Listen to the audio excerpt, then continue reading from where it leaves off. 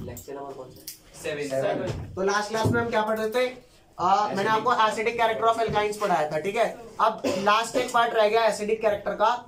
एक क्वेश्चन है वो कंपेयर करा देता हूं आपको बताना है इसमें से कौन ज्यादा एसिडिक है, ठीक है। अरेंज इन डिक्रीजिंग ऑर्डर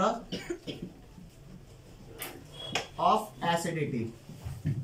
सबसे ज्यादा एल्काइन होते हैं, फिर अरे एल्काइन एल्कीन तो कर लिए ना, अब 3 एल्काइन कंपेयर करा रहा हूं।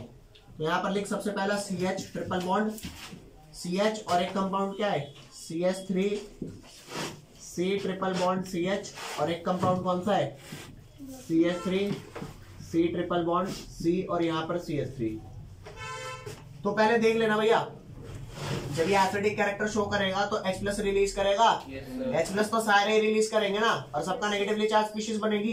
इसका क्या बनेगा CH ट्रिपल बॉन्ड C पे नेगेटिव चार्ज। यहाँ पर भी अच्छा वो दोनों हाइड्रोजन लूज नहीं करेगा? कौन से? इसमें दोनों हाइड्रोजन एक करवा लेना पहले। तो यहाँ ध्यान देना, यहाँ पर भी C के साथ एक H है।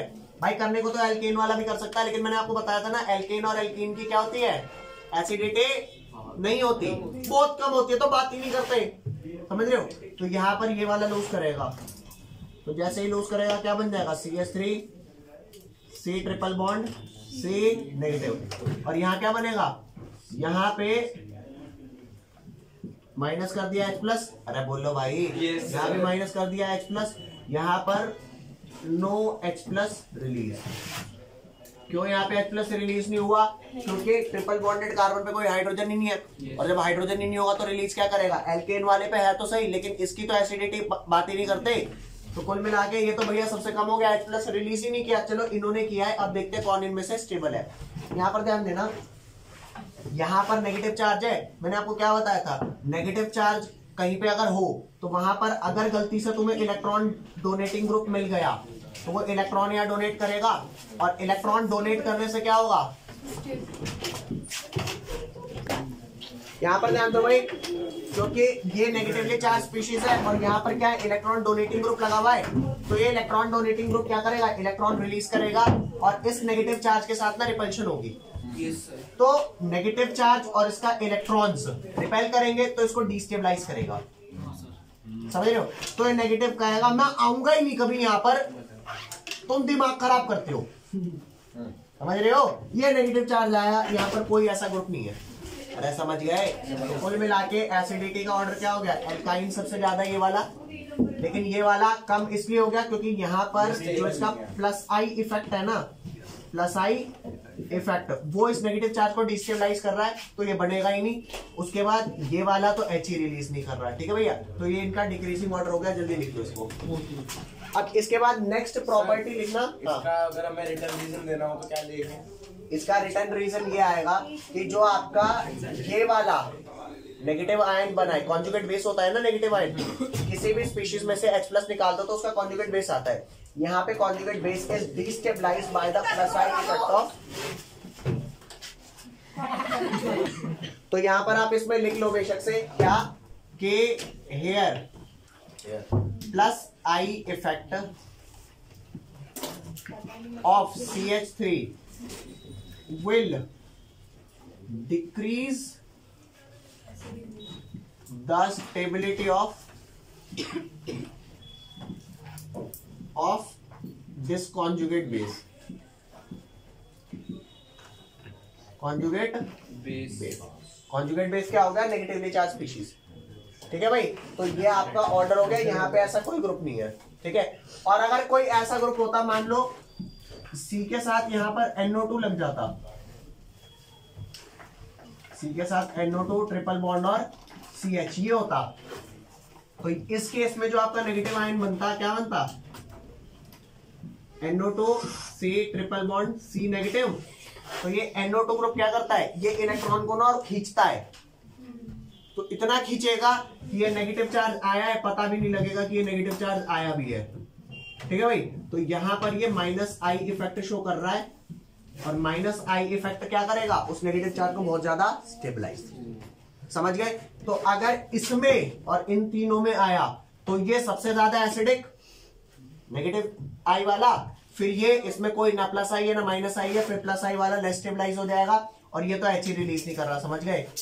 लिख दो इसे। लिख दिया सर। एडिशन ऑफ डाइहाइड्रोजन में क्या है आपका, आप H2 ऐड करोगे किसी एल्काइन में, ये आपने लिया एल्काइन कुछ दिख ही नहीं रहा। CH ट्रिपल बॉन्ड CH, ठीक है भाई।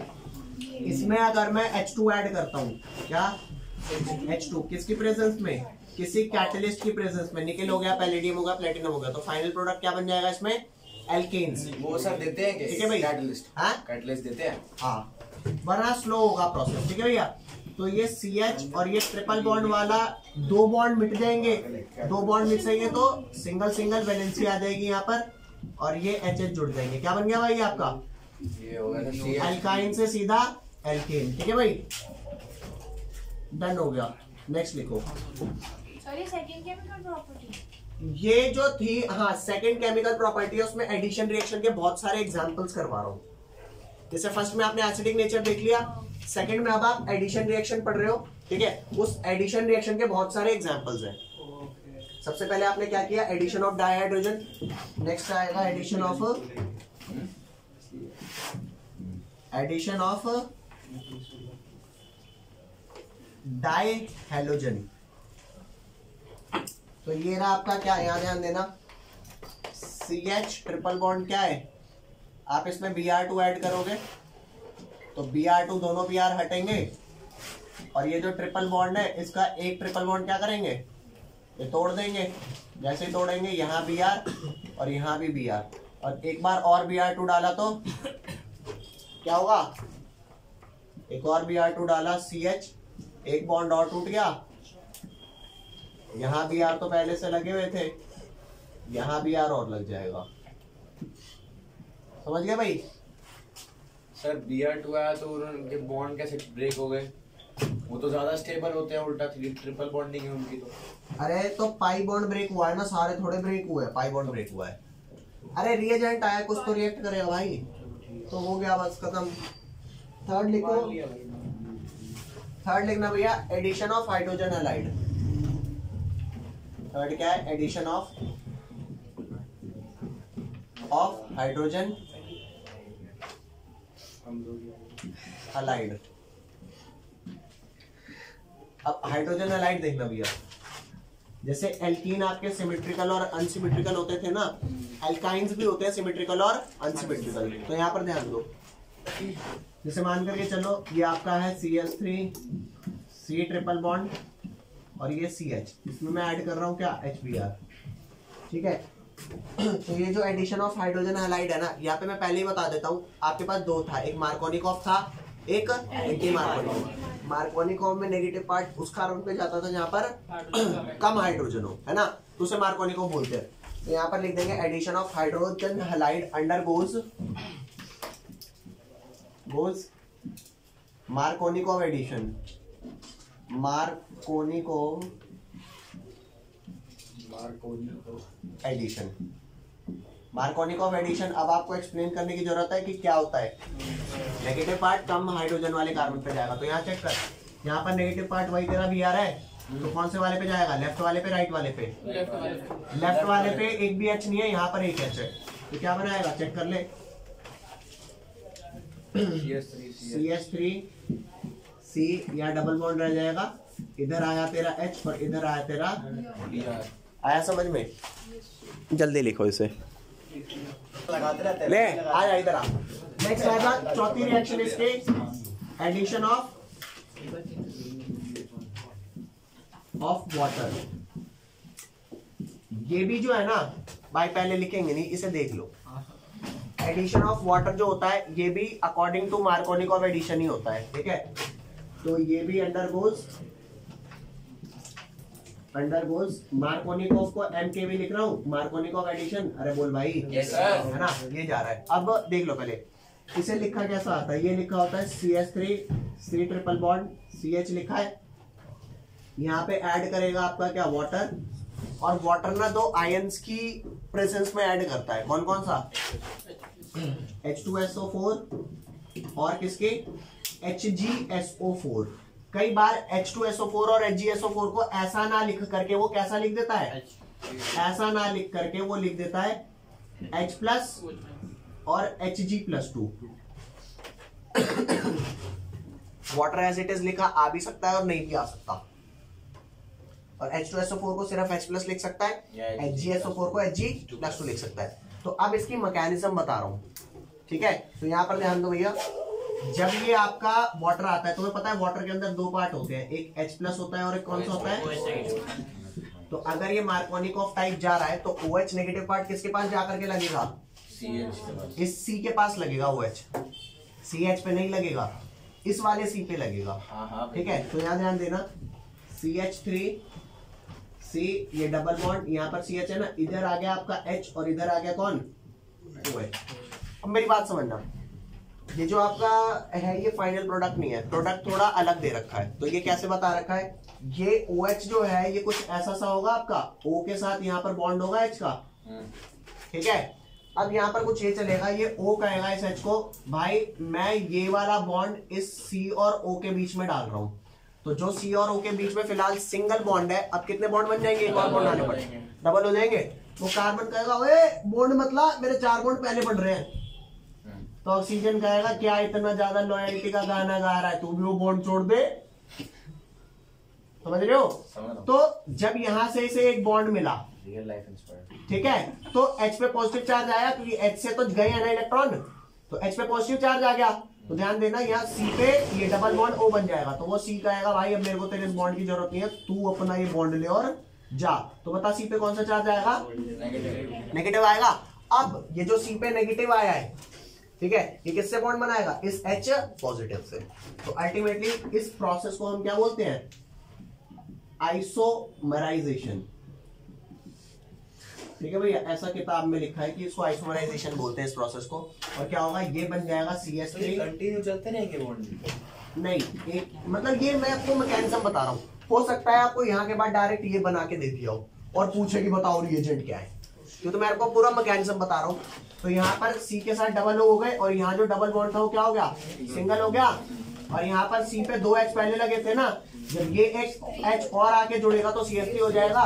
तो ये बन गया आपका CH3। तो जब भी आप इस एल्काइन में ये डालते हो रिएजेंट तो ये वाला प्रोडक्ट बनता है। तो ये कैसे आया, इस बात की एक्सप्लेनेशन ये देता है।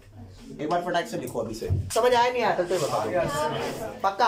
अगर ये आपको समझ आया तो इसका आंसर एक बार आप बिना देखे खुद करो। ये इस वाले का आंसर खुद करना है। रिएजेंट्स यही है आपके, वाटर डालना है किसकी प्रेजेंस में, H प्लस और Hg+2 की फॉर्म में। कर भैया इसका, ले भैया ये इस वाले में तो कह रहा है कि तेरे को ये समझ नहीं आया। देख ऊपर वाला नहीं आया ना, दोबारा प्रोसेस समझा रहा हूं, देख ले।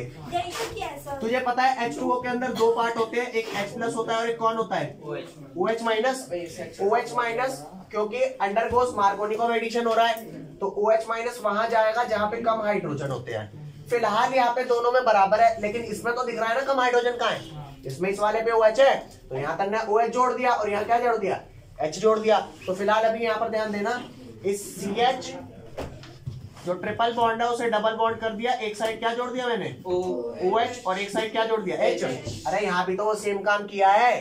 अब मेरी बात सुन, यहाँ पर जो तेरा H जुड़ा है इसको मैं ऐसे करके लिख लूं, O सिंगल बॉन्ड H। अरे होता तो यही है।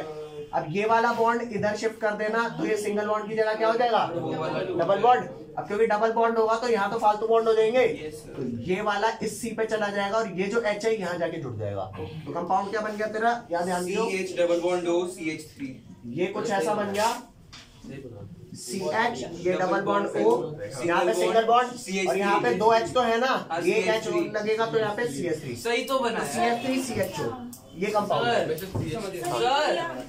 ठीक है ना।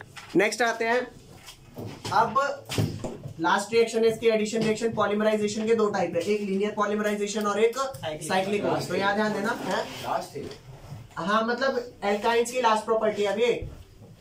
यहाँ पर आता है आपका CH ट्रिपल बॉन्ड CH, इसको क्या बोलते हैं, इसको बोलते हैं एसिटिलीन मॉलिक्यूल, ठीक है। इसके N मॉलिक्यूल्स जुड़ेंगे, जब वो एक चेन में बना लेंगे तो क्या बन जाएगा, पॉलीएसिटिलीन। तो ये जब जुड़ेगा तो ऐसा होगा, बीच का एक बॉन्ड टूटेगा, दोनों पे एक वैकेंसी आएगी, तो ये ऐसा बन जाएगा CH डबल बॉन्ड CH यहाँ पे और यहाँ पर, ये कुछ ऐसा सा हो गया और n मॉलिक्यूल्स जुड़ गए, तो ये क्या बन गया आपका पॉली एसिटिलीन मॉलिक्यूल। ओके भैया, तो बोलते भाई नेक्स्ट आते हैं। नेक्स्ट क्या, नेक्स्ट आपका आता है लिखना यहाँ पर साइक्लिक पॉलीमराइजेशन। पॉलीमराइजेशन, अब साइक्लिक पॉलीमराइजेशन है ना, इजीली नहीं आता समझ तो पहले इसे देख ले। मैं यहाँ पर क्या कर रहा हूँ, 3 बॉन्ड बना रहा हूँ, ये देख, ये वाला बन गया, ठीक है। नेक्स्ट ध्यान दे भाई, ये और अगला ध्यान दे ये। आप कहोगे ये तीनों है क्या, तो ध्यान देना ये आपका 3 एसिटिलीन मॉलिक्यूल है। सही दिख रहा है। हाँ भैया 3 एसिटिलीन मॉलिक्यूल है ना। अब सुन मेरी बात, ओए इनके 3 बॉन्ड बने हुए हैं, यो उब गए एक दूसरे से, तो अब आपस में बॉन्डिंग कम करेंगे, यस सर, है ना। अब ये किसी और से बॉन्ड करेंगे, ठीक है। पहले चौथा बनाएंगे। मैं 3 नहीं, आपस में 3 बॉन्ड होना मतलब ज्यादा बॉन्डिंग होना। अब ये उब गए एक दूसरे से, ठीक है भैया। तो इन्होंने कहा भाई मैं तेरे से बॉन्ड तोड़ रहा हूँ, इसने भी कुछ नहीं कहा, ठीक है यार ला तो बना ले बॉन्ड, बहुत हो गया।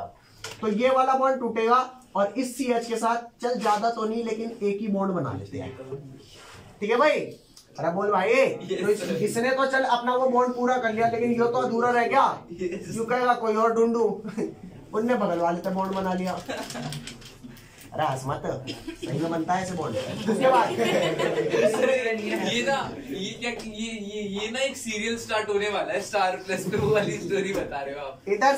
इधर से इसने बॉन्ड बना लिया। अब देख कितने खुश हैं ये, और इन्होंने भाई साहब ऐसा कंपाउंड बना दिया जो दुनिया में सबसे ज्यादा फेमस है, बेंजीन। कैसे देखो, ये कंपाउंड कैसा बना, CHA, यहाँ CH, यहाँ भी CH और यहाँ भी CH, ये थे ना भैया। अरे यही तो था आपका। तो यहाँ डबल बॉन्ड था, यहाँ सिंगल बन गया, और वहां भी क्या था, डबल बॉन्ड था, यहाँ सिंगल बन गया। यहाँ भी क्या था, डबल बॉन्ड था, यहाँ सिंगल। अरे बनी है बेंजीन। हाँ, तो इसको इन्होंने लिखा तो है साइक्लिक पॉलीमराइजेशन, लेकिन शायद होना चाहिए था ट्राइमराइजेशन, क्योंकि पॉलीमर में बहुत सारी यूनिट जुड़ती है ना, यहाँ तो मात्र 3 यूनिट जुड़ी हैं, लेकिन फिर भी कोई नहीं, लिख देते हैं साइक्लिक पॉलीमराइजेशन है। अच्छा, कब होती है रिएक्शन, ये रिएक्शन होती है जब रेड हॉट आयरन ट्यूब डालते हैं, कितने केल्विन टेम्परेचर पे, 873 केल्विन। कह रहा है कहां पे,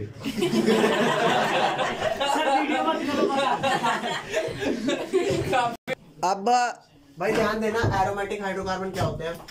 पहले ये कंपाउंड्स कैसे माने जाते थे, ऐसे माने जाते थे जिनमें एरोमा हुआ करती थी। एरोमा का मतलब खुशबू होता है। ऑर्डर की बात है। चलो भैया, खुशबू वाले वो रेपलेंट वगैरह के लिए यूज करते हैं। खुशबू वाले कंपाउंड्स को क्या बोला करते थे, एरोमेटिक हाइड्रोकार्बन। लेकिन बाद में पता लगा कि इनमें सारे एरोमेटिक कंपाउंड में एरोमा नहीं होती, लेकिन क्योंकि इनको नाम अच्छा लगा था एरोमेटिक, तो इन्होंने नाम तो यही रख दिया, ठीक है। लेकिन एरोमेटिक हाइड्रोकार्बन पता है कैसे कंपाउंड होते हैं, जैसे कुछ बच्चे होते हैं ना छोटे से, 2 साल के बच्चे हैं, लेकिन IQ लेवल भाई साहब बहुत 20-22 साल के बच्चों वाला है, ठीक है, जो गॉड गिफ्टेड बच्चे होते हैं। तो ये भी कुछ ऐसे कंपाउंड है जिनकी स्टेबिलिटी होनी चाहिए थी इतनी, लेकिन स्टेबिलिटी होती है बहुत ज्यादा, हाईली स्टेबल कंपाउंड, ठीक है भैया। तो यहाँ पर क्या आ गया, तो इनमें से वो अरोमा कहाँ से आ रही है, अगर ये एरोमा कुछ में आती थी, कुछ में नहीं आती थी। शुरुआत में जो मिले उनमें एरोमा थी, बाकियों में नहीं थी, तो इन्होंने नाम एरोमेटिक ही रहने दिया, लेकिन ये हाईली स्टेबलाइज कंपाउंड होते हैं, ठीक है भाई। अब एरोमेटिक हाइड्रोकार्बन जो होते हैं ना, वो 2 टाइप के होते हैं। कौन कौन से, एक होते हैं बेंजीनॉइड, और एक कौन से होते हैं, नॉन बेंजीनॉइड। तो बेंजीनॉइड कौन से होते हैं, जिनके अंदर बेंजीन रिंग होती है, और नॉन बेंजीनॉइड कौन से हो गए, जिनमें बेंजीन रिंग नहीं है। तो आप ये वाली बात ध्यान देना, aromatic compound containing benzene ring is called benzenoids. लिख लो भाई, aromatic compound containing benzene ring,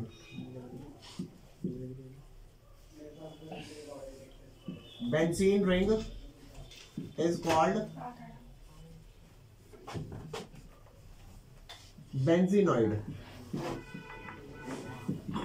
ठीक है, और इसका क्या हो जाएगा, एरोमेटिक कंपाउंड। ठीक है, which do not contain benzene is called, अरे समझ गए, विच डू नॉट लगा देना यार, बाकी सारी चेप लेना। कर दोगे नहीं कर दोगे? ठीक है भैया। अब यहाँ पे आपको स्ट्रक्चर ऑफ बेंजीन बता देते हैं कैसा आया। ये तो आप जानते ही हो सारे, ये वाला। तो स्ट्रक्चर आप सबको पता है कि नहीं पता? ठीक है, तो अब सबसे पहले क्या आएगी, प्रिपरेशन ऑफ बेंजीन। ठीक है, तो सबसे पहले लिखते हैं प्रिपरेशन ऑफ बेंजीन। ठीक है भाई, तो सबसे पहला आपका क्या आ गया प्रिपरेशन ऑफ बेंजीन में, वो तो आपने पढ़ ही लिया लास्ट उसमें, साइक्लिक पॉलीमराइजेशन ऑफ इथीन। अरे बोल भाई। Yes sir. 3 acetylene molecule cyclic polymerise कर रहे थे। साइक्लिक पॉलीमराइजेशन किसकी हेल्प से हो रही थी? रेड हॉट आयरन ट्यूब है ना। टेम्परेचर क्या था? 873 केल्विन, 600 डिग्री होता है ये। और ये क्या बनाते हैं? बेंजीन। कोई डाउट इसमें? नेक्स्ट आ जाना, नेक्स्ट कंपाउंड क्या है? ये फर्स्ट था, सेकंड आएगा from benzoic acid. From benzoic acid by decarboxylation. By decarboxylation.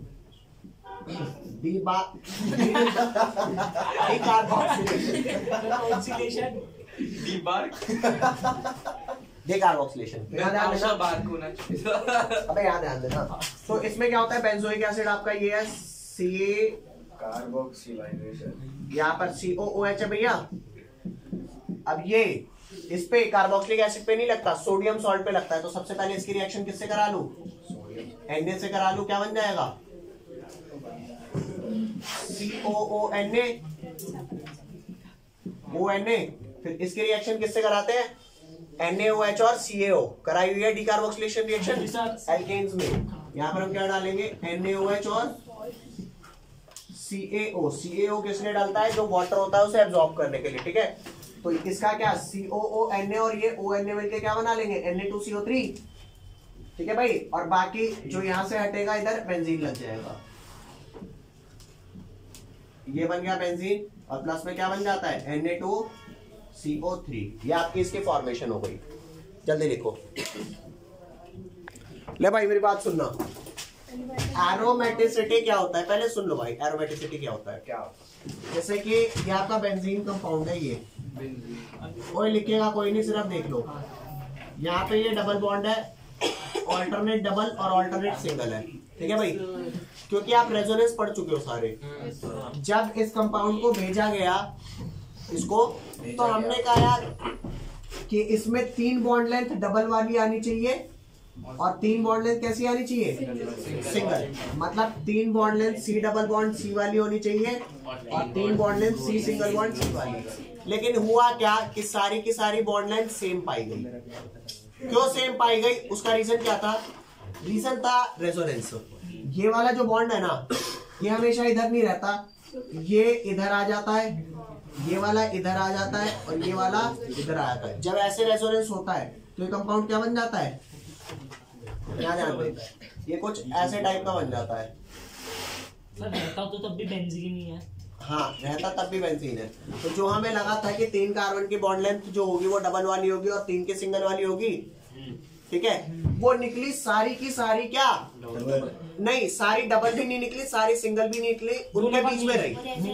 वो डबल जितनी स्ट्रॉन्ग भी नहीं थी, सिंगल जितनी वीक भी नहीं थी, इनके बीच में मामला था। मतलब बॉन्ड ऑर्डर यहाँ पे अगर 2 है, यहाँ पर 1 है, तो उनके बीच में मामला था। ठीक है, तो ना इसको भी मैं बोलता हूँ रेजोनेटिंग स्ट्रक्चर। यहाँ पे इसको RS लिख दो फिलहाल। Resonating structure 1, resonating structure 2। ठीक है भैया, और ये दोनों ही एक्चुअल में एग्जिस्ट नहीं करते। एग्जिस्ट क्या करता है? एग्जिस्ट करता है रेजोनेटिंग हाइब्रिड। अरे समझ गया, रेजोनेंस हाइब्रिड। और वो कैसा होता है? यहाँ ध्यान देना, वो कुछ ऐसा सा होता है कि हर बॉन्ड पे पार्शियल डबल बॉन्ड कैरेक्टर है। यहाँ पे भी पार्शियल डबल बॉन्ड, यहाँ भी पार्शियल डबल बॉन्ड, यहाँ भी पार्शियल डबल बॉन्ड, यहाँ भी और यहाँ भी। तो कुल मिला के बेंजीन को ना मैं ऐसे दिखाता हूँ ना ऐसे दिखाता हूँ, उसको क्या करता हूँ ऐसे दिखा। ये बेंजीन मैंने बनाया और उसके बीच में, वैसे तो डॉटेड बनाना चाहिए ना, लेकिन मैं गोला बना के छोड़ देता हूँ। अरे बार बार डॉटेड बनाना थोड़ा टाइम टेकिंग प्रोसेस है, तो बीच में हमने गोला बनाया, ये हमारा बन गया बेंजीन। तो यहाँ पर सारी की सारी कार्बन की बॉन्ड लेंथ क्या है, इक्विवेलेंट है, सेम है। ठीक है, तो लिख लेना इन बेंजीन, तो 10th के बच्चों को बताऊंगा ये बेंजीन होगा। इन बेंजीन वो सोचेंगे नट बोल्ट बना रहा है। each C bond, each carbon bond is same। समझ गए भाई? ठीक है, यहाँ पर क्या है, that is partial double bond character, partial double bond character. ठीक है भाई, अब इस बात को समझ ले भैया, ये जो पाई इलेक्ट्रॉन्स थे भाई, पहले सुन लो, ये वाले जो आपके पाई इलेक्ट्रॉन्स थे, सर अभी फाइल्स की बात हाँ? कह रहा अब देखो सर ये शुरू हो गया। अरे चुप रहे, इसने वही वही बीमारी का नाम दिया। ये वाला जो आपका पाई बॉन्ड है, ये वाला, ये वाला जो पाई बॉन्ड है, क्या मैं कह सकता हूँ कि ये एक जगह स्टिल रहते हैं? नहीं कह सकता ना। तो कोई चीज एक जगह स्टिल रहती है उसे बोलते हैं लोकलाइज रहना, और कोई चीज घूमती रहती है उसे बोलते हैं डीलोकलाइज। तो चेक करके देख, ये पाई बॉन्ड बना रहे हैं ना एक्चुअल में, तो पाई बॉन्ड बना रहे हैं, कितने पाई बॉन्ड है? 3 पाई बॉन्ड है, तो पाई इलेक्ट्रॉन्स कितने हो गए? 6। तो यहाँ पे 6 पाई इलेक्ट्रॉन्स का क्या हो रहा है? डीलोकलाइजेशन। अरे समझ रहे हो? तो रेजोनेंस वही तो होता है, डीलोकलाइजेशन। तो यहाँ पर क्या हो रहा है, 6 pi electrons are in continuous delocalisation. अब आपको अगर ये डीलोकलाइजेशन प्रोसेस समझ नहीं आया तो एक बार अच्छे से समझाता हूं। आप मेरे को बस एक बात बताओ। आ गया समझ। अरे एक जो अब एक चीज समझा रहा हूं वो आपको बताई नहीं ना अभी, थोड़ा अच्छे से समझ जाओगे। थोड़ा सा बस सारे पेन रख दो, ठीक है? एक बार स्पेशली यहाँ पे फोकस करो, फिर मैं बताता हूँ आपको। ये डीलोकलाइज वाले स्लम ले भाई, अब आपको बता रहा हूँ कि ये डीलोकलाइजेशन किस वजह से होती है। ठीक है, आप सारे बच्चों को मैंने बता रखा है, यहाँ पर क्या है, ये कार्बन है ना, ये वर्टेक्स क्या है? कार्बन है, और हर कार्बन के फिलहाल तो मुझे 3 बॉन्ड पूरे हुए दिख रहे हैं, तो हर कार्बन पे एक क्या है? हाइड्रोजन। एक हाइड्रोजन है। ठीक है, अब आपको हाइब्रिडाइजेशन थोड़ा सा बता देता हूँ, ठीक है? क्योंकि मैंने आपको बताया हाइब्रिडाइजेशन में सिर्फ सिग्मा बॉन्ड काउंट करते हैं, पाई वाले बॉन्ड काउंट नहीं करते। तो इस वाले कार्बन की जरा हाइब्रिडाइजेशन बता दे भैया। sp2 कैसे sp2 आई? 3 बॉन्ड, क्योंकि ये एक सिग्मा है, ये एक सिग्मा है, ये एक सिग्मा है, और ये इसका पाई है, तो 3 सिग्मा है। तो 3 सिग्मा बॉन्ड से मेरे को क्या मिल गया? और लोन पेयर तो है ही नहीं इस पे, तो 3 सिग्मा बॉन्ड से मेरे को क्या मिलकर के आया यहाँ पर? sp2 hybridisation. अब मेरी बात सुनना भाई, इस बात को तसल्ली से सुन ले। जितने sp2 हाइब्रिड कार्बन होते हैं उनकी शेप होती है प्लेनर। प्लेनर का मतलब मैं आपको समझा देता हूं क्या होता है। पंखे की पंखुड़ी आपने देख रखी है? अगर मैं पंखे की प्लेनर हुआ ना फिर वो। हाँ, आप उसे तसल्ली से एक बार समझ लो, 5 मिनट का टाइम लगेगा, समझ जाओगे, वरना फिर दिक्कत आएगी। ठीक है, ये आपका ऐसे टाइप में क्या होती है, पंखे की पंखुड़ियां होती है। ठीक है भैया, ये तो अगर मैं यहाँ पर देखूं तो ये 3 बॉन्ड चेक करके देख ले, 120 के एंगल पे है। हर जगह चेक कर ले भैया, देखिए यहाँ भी चेक कर ले 120, यहाँ भी चेक कर ले 120, यहाँ भी चेक कर ले, अरे है ना 120 के एंगल पे।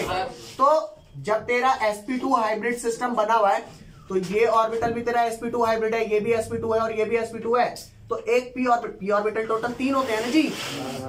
तो एक s और 2 p ऑर्बिटल तो यहाँ पे sp2 हाइब्रिडाइजेशन में आ गए, एक p ऑर्बिटल बचा, तो वो जो p ऑर्बिटल है इन sp2 हाइब्रिड ऑर्बिटल के परपेंडिकुलर है। ठीक है, अरे नहीं आई समझ? जो आपका हवा में एक बॉन्ड इधर, एक इधर, एक इधर है, तो उनके परपेंडिकुलर ये p ऑर्बिटल बना हुआ है। तो वो ट्रायंगुलर बाइपिरामिड बन जाएगा ना? नहीं, ऑर्बिटल दिखता नहीं है ना जी। ऑर्बिटल ऐसे, शेप तो बॉन्ड की वजह से आ रही है, अरे शेप इनकी वजह से आ रही है भैया, ऑर्बिटल नहीं दिखता, बस ऑर्बिटल है। तो मेरी बात सुनना, क्योंकि सारे के सारे कार्बन sp2 हाइब्रिड हैं, तो अगर मैं इस मॉलिक्यूल को कुछ ऐसे रख दूं, समझना मेरी बात, ओए सारे हवा में जान देंगे, इस मॉलिक्यूल को मैंने ऐसे रख दिया, ये बेंजीन, ये देख, ये फर्स्ट कार्बन, ये 2 कार्बन यहां, 2 कार्बन यहां और एक लास्ट में कार्बन यहां। तो ये सारे जो कार्बन है sp2 हाइब्रिड है, ये सारे हर कार्बन पे क्या है, ये ऐसे करके परपेंडिकुलरली क्या लगा हुआ है, p ऑर्बिटल। नहीं आई बात समझ भाई? 6 के 6 कार्बन पे ऐसे p ऑर्बिटल लगे हुए हैं, समझा? अब मेरी बात सुन, जो तेरे यहां पर भी p ऑर्बिटल है, यहां पर भी p ऑर्बिटल है, अबे परपेंडिकुलर है ना? तो जो पहले ये पाई बॉन्ड बना रहे थे और ये बना रहे थे, ये और ये बना रहे थे, पाई बॉन्ड वाले 2 इलेक्ट्रॉन करते, अब ना हम यहीं रहेंगे, तो ये यहीं नहीं रहते, ये इस वाले को छोड़ करके इस वाले के साथ भी ओवरलैप करने आ जाते हैं। अरे भाई मेरी बात सुन ना, जो पहले इसके साथ पाई बॉन्ड बना रहे थे, अब अगले वाले में किसके साथ बनाना चालू कर देंगे, इस वाले से। इसलिए रेजोनेटिंग स्ट्रक्चर। हाँ, तो वो जो आपके p ऑर्बिटल ऐसे ऐसे करके लगे हुए हैं, तो जो यहाँ पे बॉन्डिंग बना रहे हैं ना, वो पलट के उधर जाके बॉन्डिंग बनाने लग जाएंगे। तो ये पाई ऑर्बिटल के जो पाई इलेक्ट्रॉन्स हैं, ये फिक्स नहीं है, ये मूव करते रहेंगे। ये अपने आप ही मूव करते हैं, फिर पुश करते हैं इनको? नहीं, कोई पुश नहीं करता भाई, ये अपने आप मूव करते ये हैं, हमेशा कंटिन्यूअस चलते रहते हैं। कॉन्टिन्यूअस। ऐसा नहीं है कि आप एक बहुत बढ़िया भाई साहब कई लाख का कैमरा ले आए, आपने बेंजीन की फोटो खींची, एक बार ऐसा मॉलिक्यूल दिखा और अगले पॉइंट ऑफ टाइम पे ऐसा दिखा, ऐसा नहीं है। आप जब खींचेंगे मॉलिक्यूल ऐसा ही दिखेगा। मतलब ये इलेक्ट्रॉन इतनी तेजी से रेजोनेट कर रहे हैं कि आपको कभी ये और कभी ये नहीं दिखने वाला, ये स्ट्रक्चर आपको दिखाई ही नहीं देंगे, होते ही नहीं है। ऑलवेज स्ट्रक्चर ऐसा होता है। मतलब ये जो पाई बॉन्ड पाई इलेक्ट्रॉन्स है, ये परमानेंट डीलोकलाइज करे जा रहे हैं फिक्स फ्रीक्वेंसी पे। हाँ, तो इसका मैं आपको स्ट्रक्चर दिखा तो मतलब बहुत ज्यादा नहीं समझाता, इसको मैं समझा ही नहीं सकता आपको। अगर यहां पर बताऊं मैं, ये अगर आप किताब में देखना चाहो तो ये स्ट्रक्चर ना इन्होंने थोड़ा ढंग से बता रखा है, मैं यहाँ पर दिखा देता हूँ। यहाँ तो घंटा कुछ नहीं दिख रहा, थोड़ा टा। तो नियरी भाई बात समझ, यहाँ पे 6 p ऑर्बिटल क्या है, परपेंडिकुलरली लगे हुए हैं और वो क्या करते रहेंगे, रेजोनेट। समझ गए?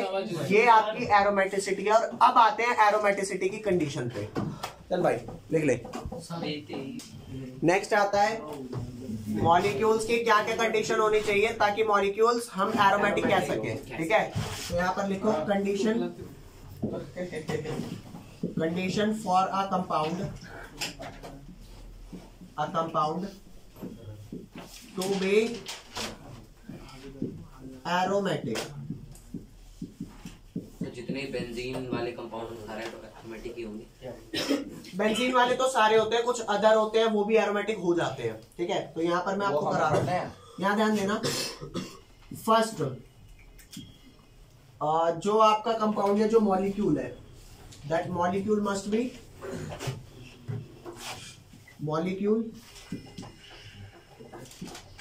B planar. प्लेनर का क्या मतलब होता है, प्लेन होना चाहिए, 3 डायमेंशनल नहीं होना चाहिए, पहली चीज। Second, complete delocalisation of the pi electrons. Complete delocalisation of pi electrons in the ring। Third लिखो, थर्ड क्या है भैया, प्रेजेंस ऑफ, थर्ड है presence of 4n+2 pi electrons. ठीक है भाई, 4n+2 pi electrons in the ring,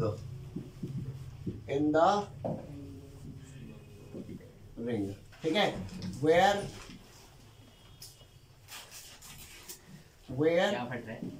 n is equal to 0, 1, 2 onwards हो सकता है। ठीक है भाई, और ये थर्ड रूल जो बताया ना, थर्ड रूल इज कॉल्ड